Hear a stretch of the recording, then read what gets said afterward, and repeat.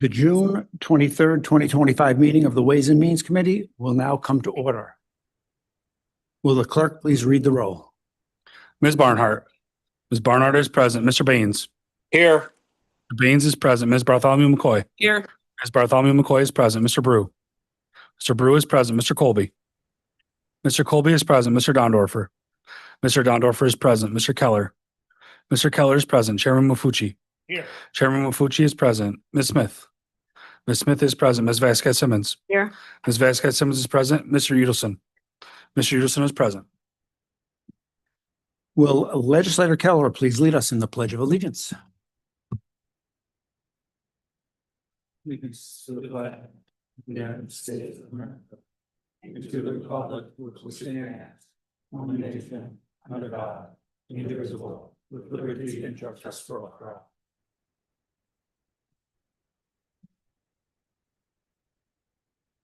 Thank you, Legislator Keller. Are there any speakers signed up for the public forum? There is not. Is there anyone here who would like to address the committee at this time?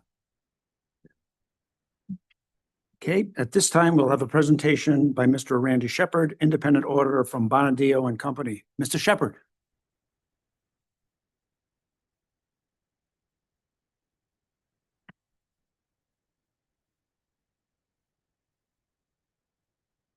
Thank you. Good evening.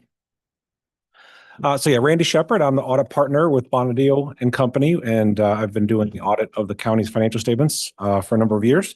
So I'm here to present to you, and I think this was given to you in advance of the meeting, a letter addressed to the county legislature, which is called a required communications letter summarizing the audit. And again, thank you for your time tonight.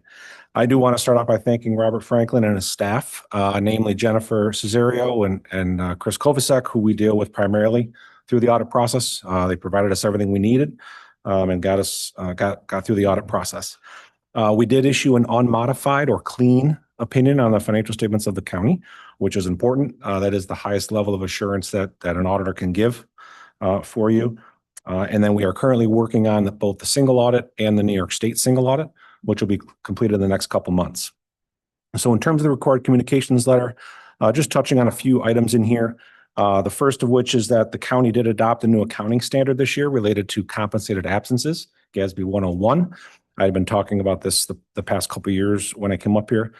The impact was an increase to the liability for that by about 31 million across both the governmental activities and the business type.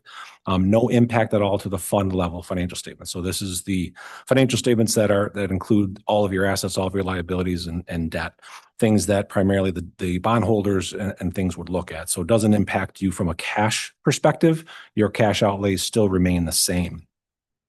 From an estimate perspective, there are a few estimates within the county's financial statements.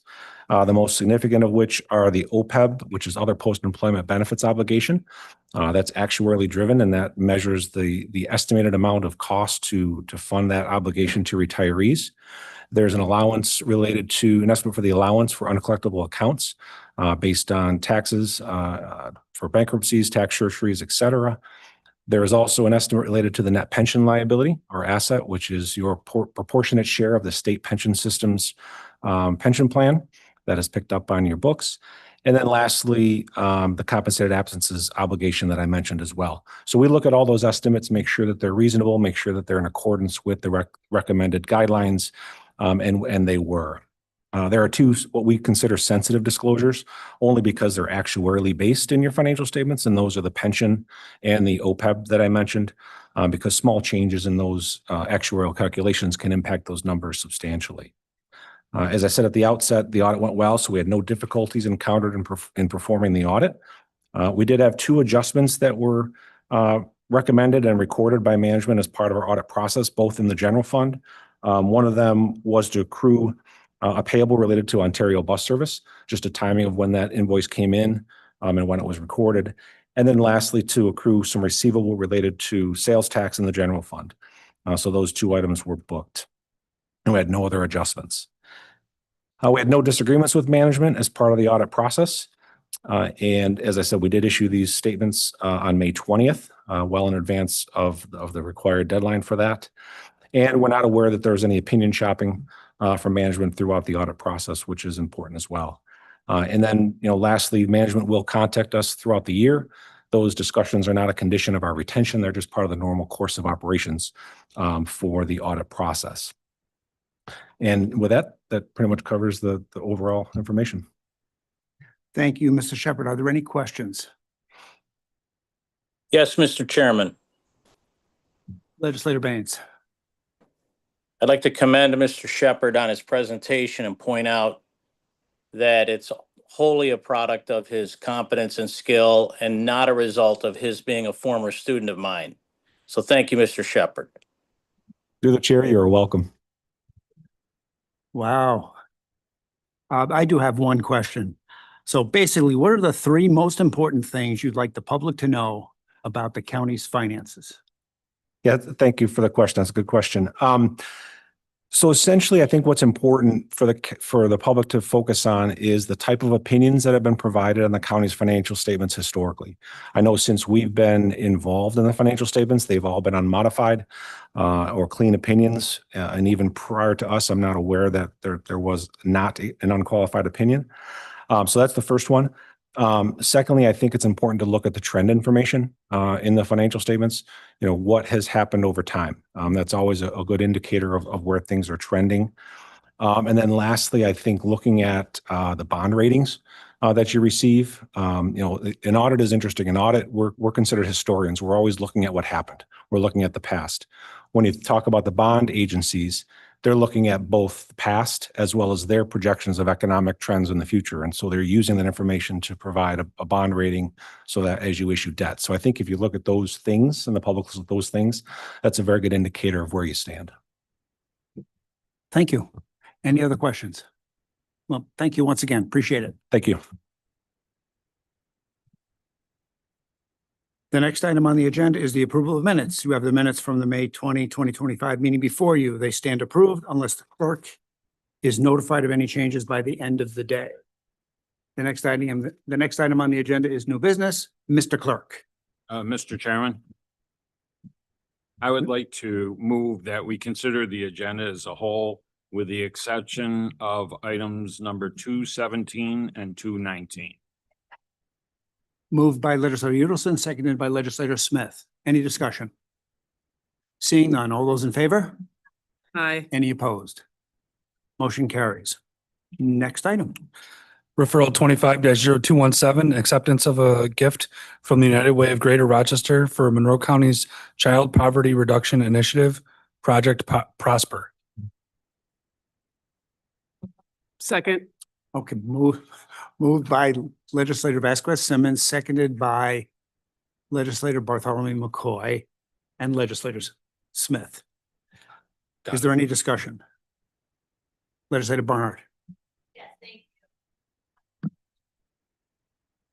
I think that this donation was necessary for the state law 18 NYCRR 300.11.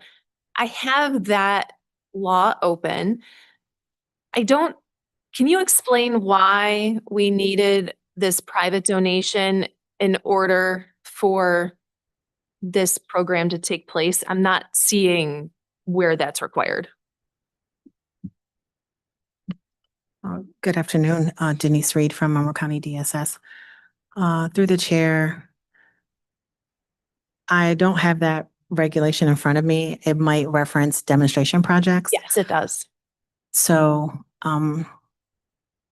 demonstration projects are allowed by those regulations, but there are additional USDA regulations that require that for income to be exempt as a part of a demonstration project for the SNAP program, that it must have a combination of public and private funding.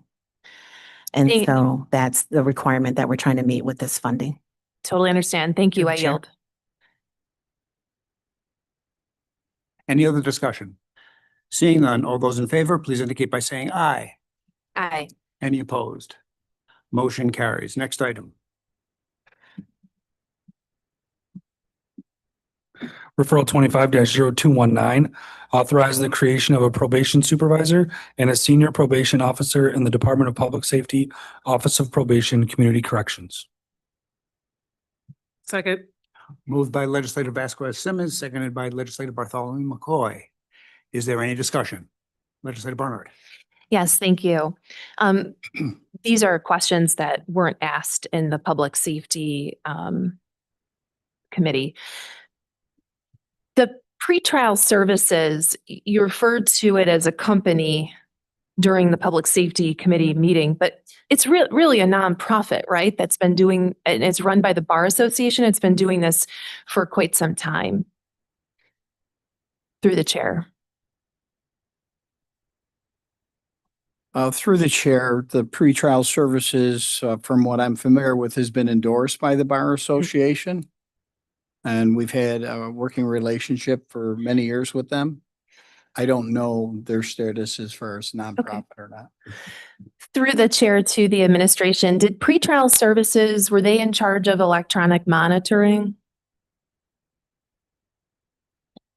Through the chair, pretrial services does have a component of electronic monitoring, but not solely the supplier of that. Through the chair to the administration, back in September, I wrote a letter to the administration asking for detailed information about electronic monitoring after a series of incidents that were in the news media about suspects wearing electronic monitoring and court cases in which judges noted deficiencies in the program. I'm just curious as to whether, and you never responded to me, and I'm just curious as to whether those deficiencies that were highlighted in numerous media reports had anything to do with this change.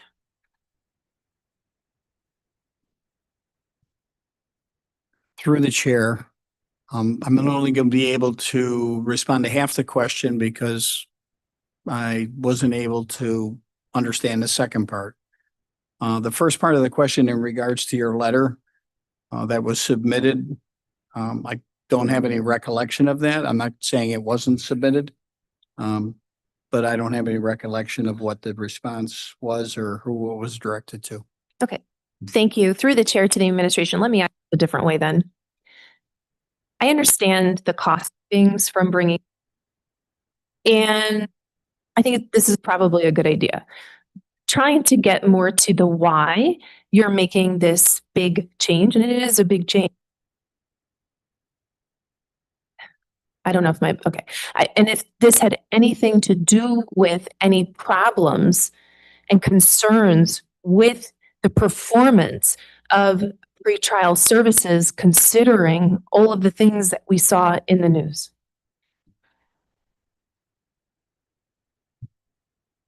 Through the chair, one of the philosophies associated with moving this proposal forward is the fact that in many instances, the individuals being served by pretrial will automatically have a direct connection to probation services and to probation personnel, since so many of these individuals subsequently are assigned to our caseload. So that relationship and working perspective is already in place. And as I mentioned earlier, over half of the probation departments in New York State do have a relationship like this with pretrial services.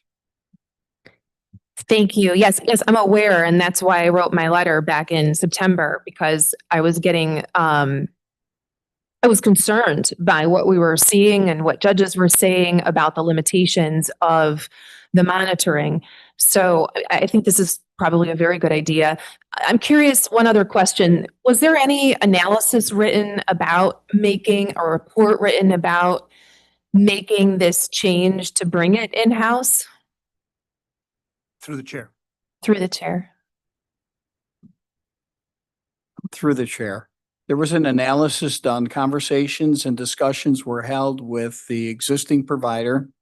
The Monroe County Bar Association had discussions with our leadership team as well as the executive board, and recognizing that we had the ability to move forward with this in what we believe to be a positive direction, and none of the constituents or stakeholders that I mentioned had any objection to it. And just one final question. You mentioned that some of the current staff of pretrial services could end up working for Monroe County, doing similar work Through the chair. through the chair. Through the chair, yes, I did mention that. Okay, thank you. I yield. Any other discussion? Seeing none, all those in favor, please indicate by saying aye. Any opposed? Are there any other matters to come before this committee?